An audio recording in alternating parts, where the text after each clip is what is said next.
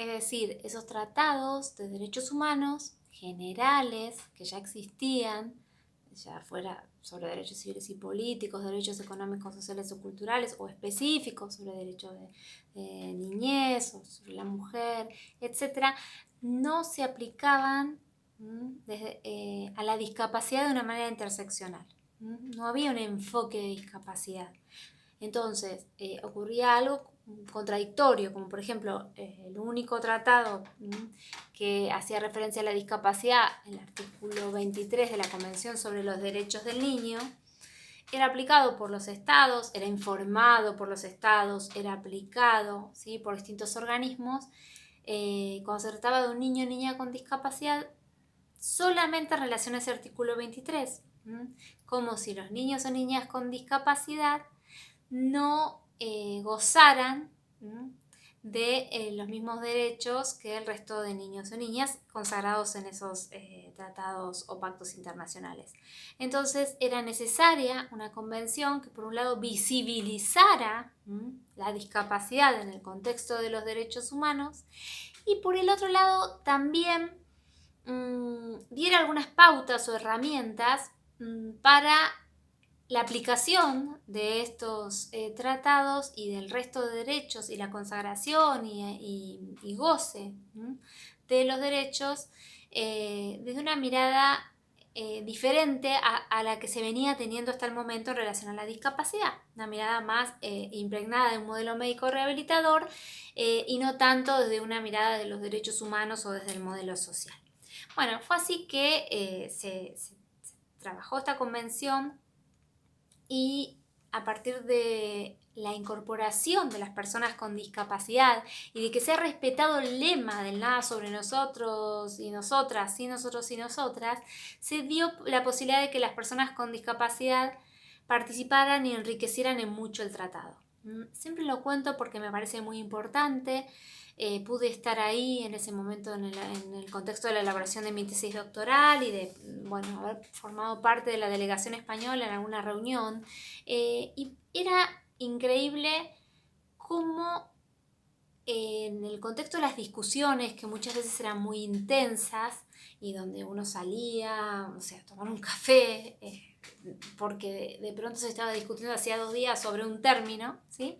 Sin embargo, el último tiempo del día, generalmente la última hora o 45 minutos, se le daba la palabra a las personas con discapacidad, a las organizaciones. Y era increíble ver cómo todos largábamos el café o lo que fuera y volvíamos, porque fueron los aportes realmente más enriquecedores, porque se explicaban cuestiones absolutamente elementales y porque se daban herramientas absolutamente útiles para integrar en este tratado internacional. Y las personas con discapacidad hicieron además una labor de lobby muy importante. Primero, funcionaban de manera más separada, pero luego formaron lo que fue el Caucus Internacional de la Discapacidad y si bien tenían sus discusiones internas, pudieron mostrar una posición, digamos, más fuerte y más consolidada en las negociaciones. Y como les comentaba, la labor que hicieron en materia de lobby fue muy importante, identificando a los estados más renuentes y en las pausas, las comidas, los cafés, pudiendo convencer a delegados y delegadas. Eso por un lado. Por otro lado, también fue muy interesante que las propias Naciones Unidas tuvieran que hacer reformas para poder incluir condiciones de accesibilidad, tanto arquitectónicas como comunicacionales, como intérpretes de lengua de señas, etcétera, etcétera. Es decir, la propia Organización de las Naciones Unidas no tenía tampoco la perspectiva y no tenía condiciones de accesibilidad y eso hubo que revertirlo. Y también el hecho de estar casi 5 años conviviendo con la diversidad dentro de lo que fue este comité, creo que también cambió muchas cabezas, ¿no? de gente que iba desde una mirada más sanitaria a de pronto ver realmente representantes tanto desde el ámbito del activismo o de las asociaciones como también en determinados casos Chile ha sido un ejemplo, ¿no? Su delegada era nada más ni nada menos, la van a conocer, que la brillantísima María Soledad Cisternas. Entonces de pronto ver personas con discapacidad desde otra mirada en una función de absolutamente dar cátedra, ¿no? Lo que fue allá, lo que ellos hicieron y ellas, bueno, creo que fue muy importante para el proceso. Y tanto fue así que el día que se aprobó este tratado internacional, en ese momento el presidente del comité, que era el embajador de Nueva Zelanda, Tom McKay se llamaba, dijo que el 70%, ¿sí?, de este tratado que hoy podemos leer y tenemos además la obligación de aplicar, ha sido el aporte de las personas con discapacidad. Y esto también es muy importante porque la convención es un instrumento que de esta manera está absolutamente legitimado. ¿Por qué? Porque gozó con la participación de las personas con discapacidad y que además consagra la obligación en el artículo 4 de que al momento de cualquier diseño o implementación de la política pública se consulte y además se participe a las personas con discapacidad. Entonces me parece que de pronto mostrar que esto se pudo hacer en Naciones Unidas demuestra que se puede hacer a nivel países y que se puede hacer a nivel políticas mucho más digamos, internas, pequeñas o como querramos denominarlas. ¿Cuál ha sido el objeto de la convención? El objeto no era crear nuevos derechos, en principio, porque los derechos ya estaban consagrados en pactos previos.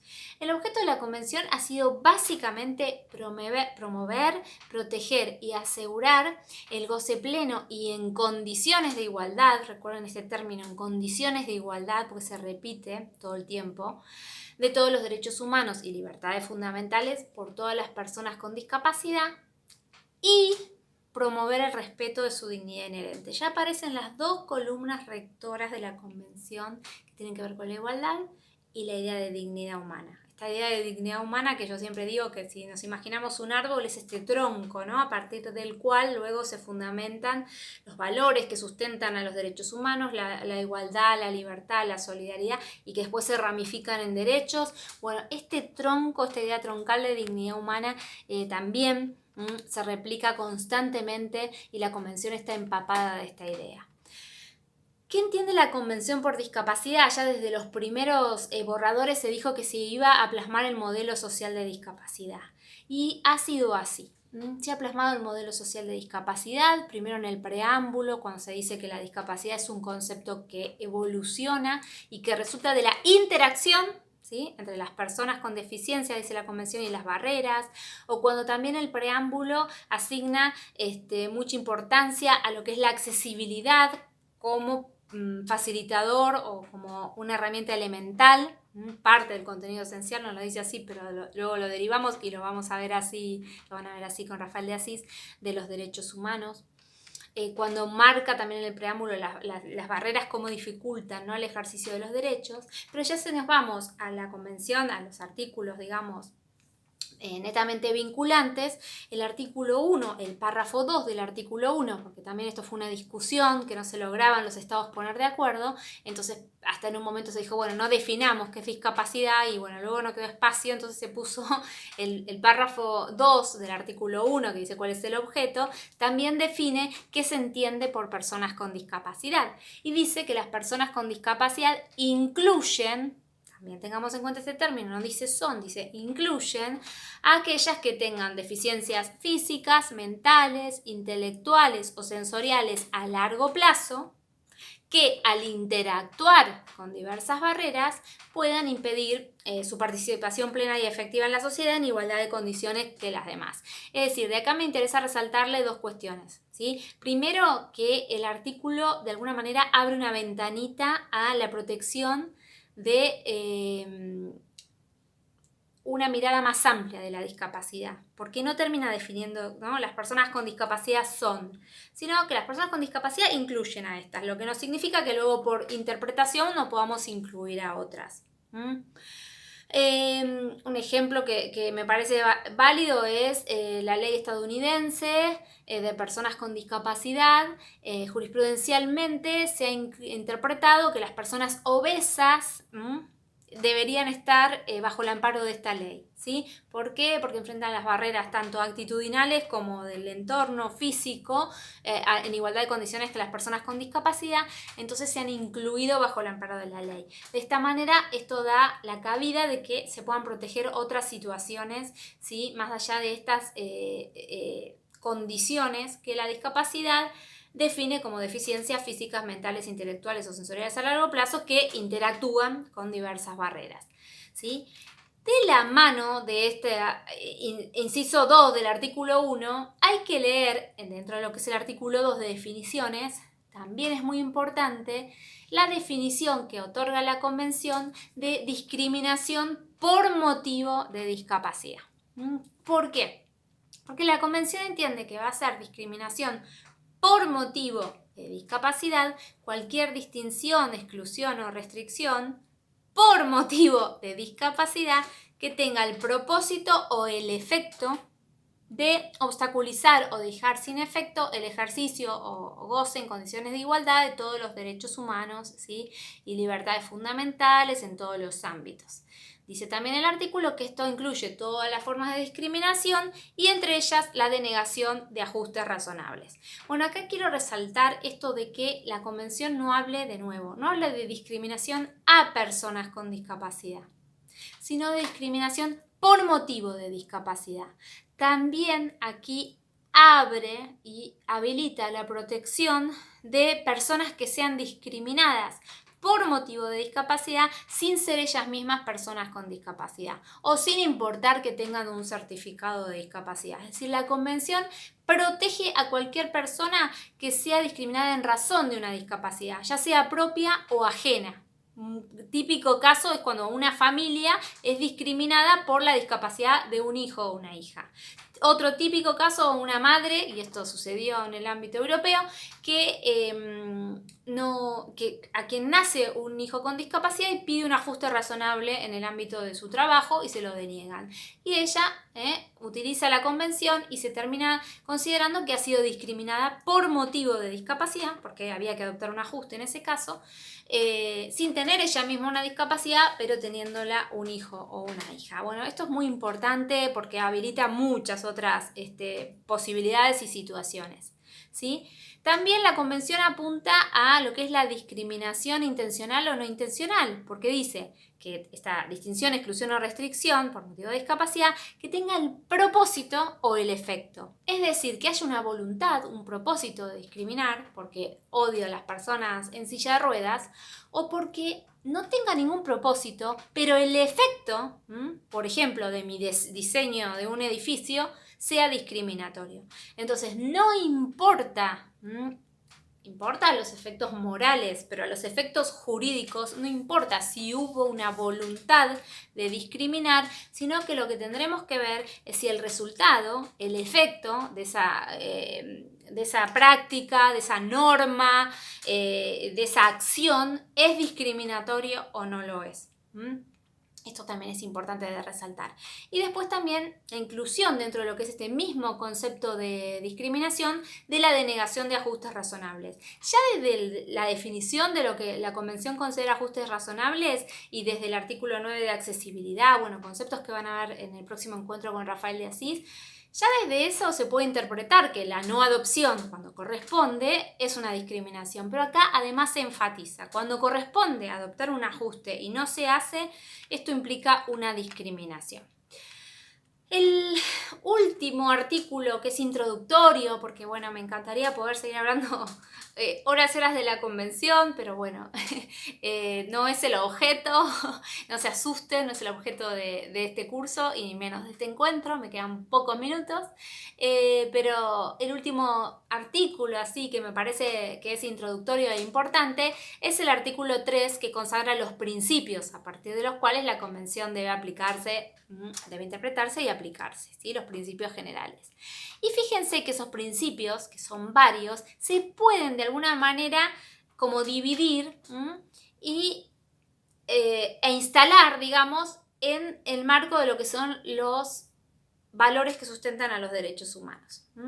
El primer inciso, fíjense que realmente parece como un poco exagerado. Pero esa exageración o esa redundancia de conceptos, que en un instrumento jurídico no debería ser, se debe precisamente a la falencia de la realidad, a lo que falta en la realidad en el ámbito sociológico. Entonces hay que plasmarlo y hay que insistir.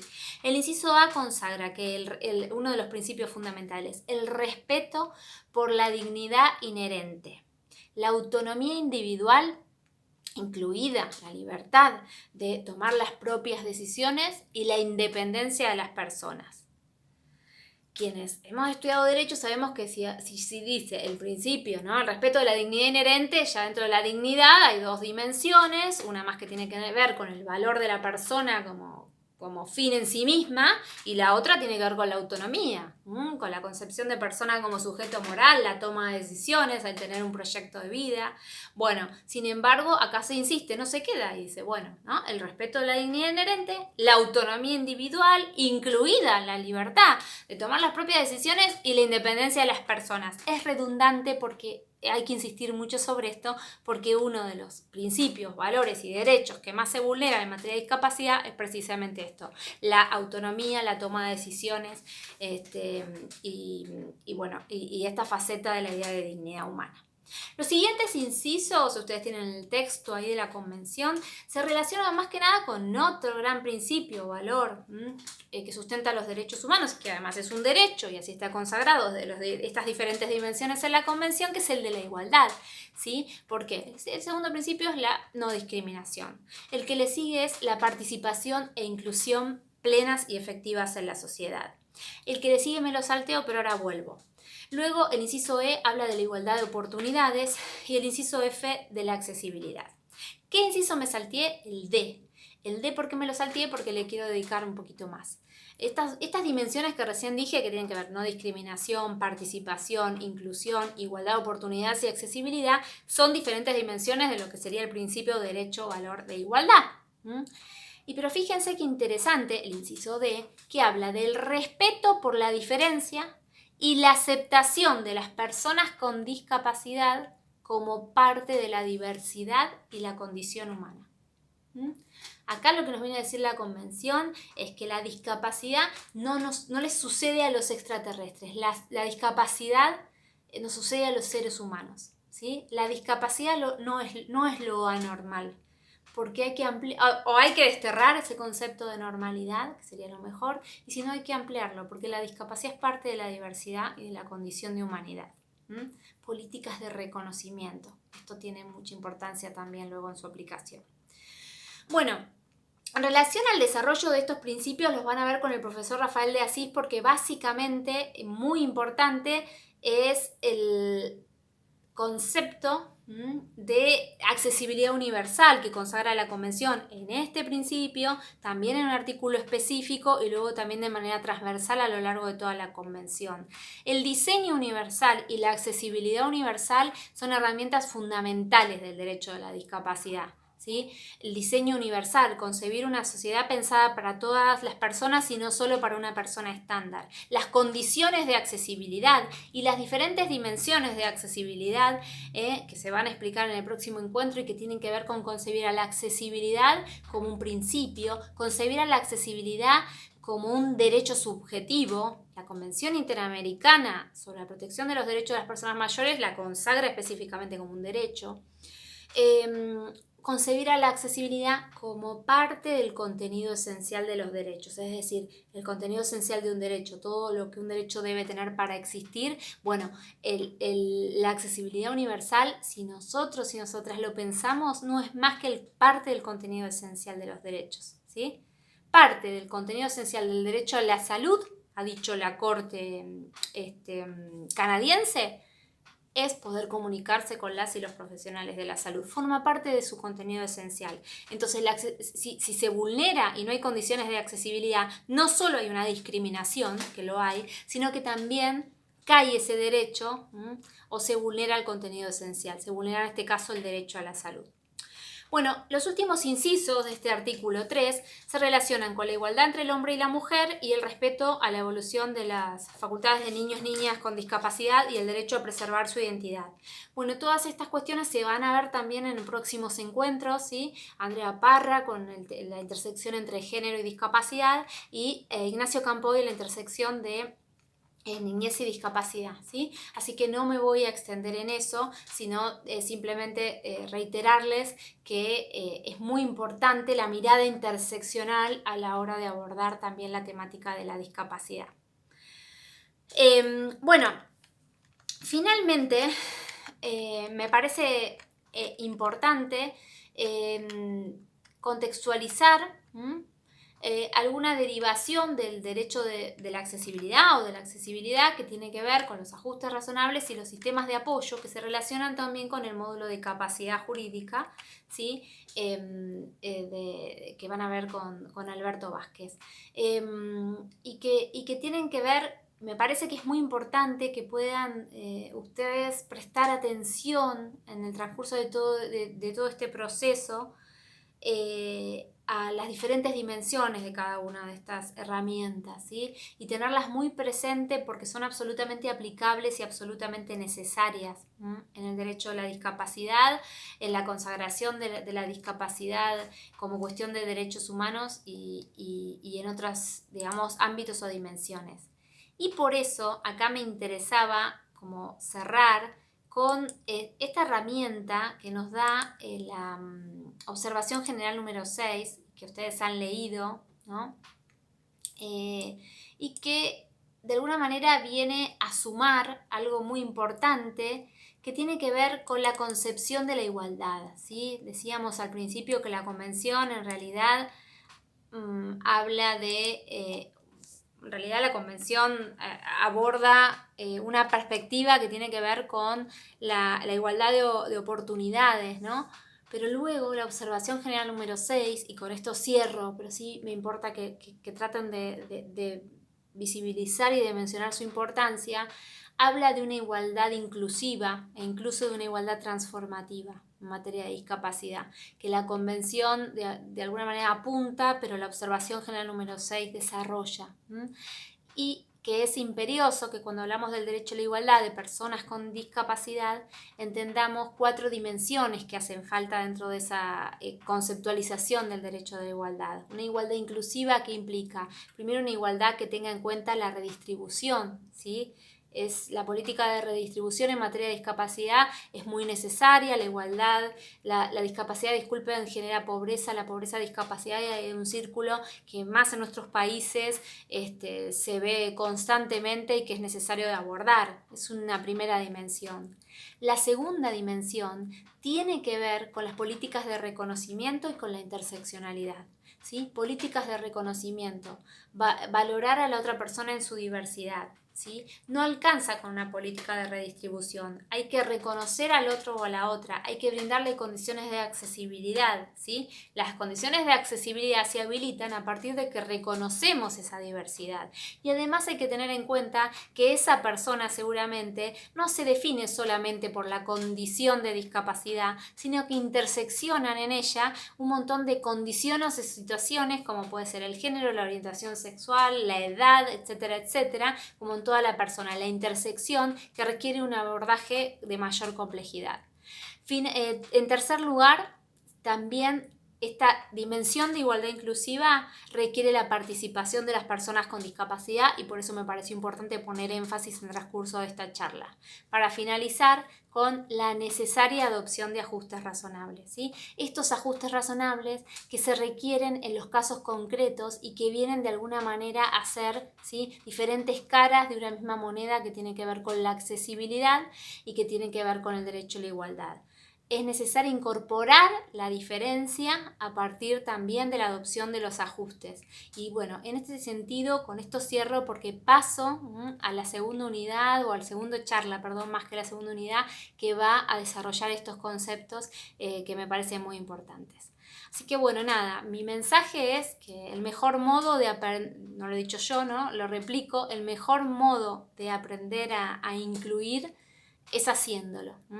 Las herramientas están, yo sigo a disposición, por supuesto, pero bueno, cada uno, cada una desde sus propios lugares creo que va a tener el desafío, que lo viene teniendo y que podemos profundizar este cambio social, que no es más ni menos que un granito más en esta aspiración de justicia más universal. Así que bueno, muchas gracias por su atención y sigo absolutamente a disposición.